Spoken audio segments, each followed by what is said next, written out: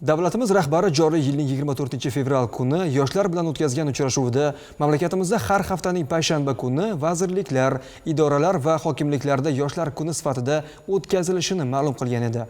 Ushbu tashabbus doirasida Toshkent kimyo texnologiya institutida o'z kimyo sanoat aksiyadorlik jamiyati boshqaruvi raisi talabalar bilan ochiq muloqot o'tkazdi. Ushbu uchrashuv yoshlarning bilim va tashabbuslarini qo'llab-quvvatlash, sohadagi istiqbolli yo'nalishlar hamda kelgusi imkoniyatlar haqida fikr almashishga bag'ishlandi.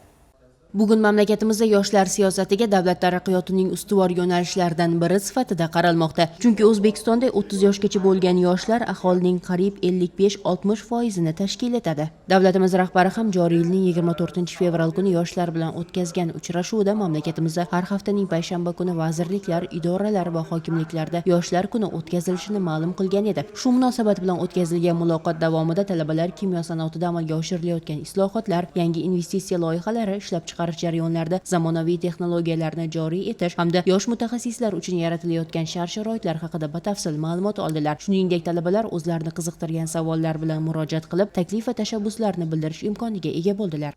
O'zbekiston rivojlanayotgan davlat. O'zbekiston rivojlanayotgan davlatlarda o'zi tarixdan olib qaraydigan bo'lsak, asosan kimyo sanoat bo'lgan. Kimyo sanoat, lekin meni yo'nalishim ekologiya bo'lganligi uchun ham ekologiyada asosiy ekologik holatlar buzilishiga kimyo sanoatlari aybdor yoki sababchi sifatida ko'riladi.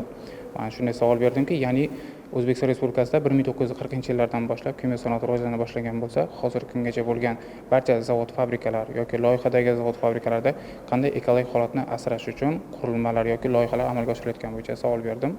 O'z kimyo sanoati raisi tomonidan savolimga quyidagicha javob berildi. Asosiy eski korxonalarda yangi tozalash qurilmalarini o'rnatish va ularni rivojlantirish, ularni chet el tajribalari asosida ularni rivojlantirishga bo'layotgan ishlar va asosan bizda o'g'it ishlab chiqarish zavodlari bo'yicha, amyakni ishlab qolish bo'yicha asosiy fikrlarni bildirdilar va kelajakda quriladigan zavodlarning barchasi o'sha Yevropa talablari, Yevropa standartlari tomonidan o'sha qurilishini aytib o'tdilar.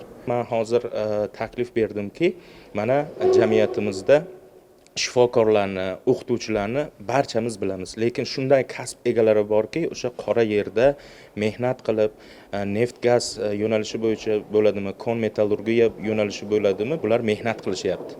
Lekin mana shu kasb egalarini bizni yoshlar hali tanimaydi.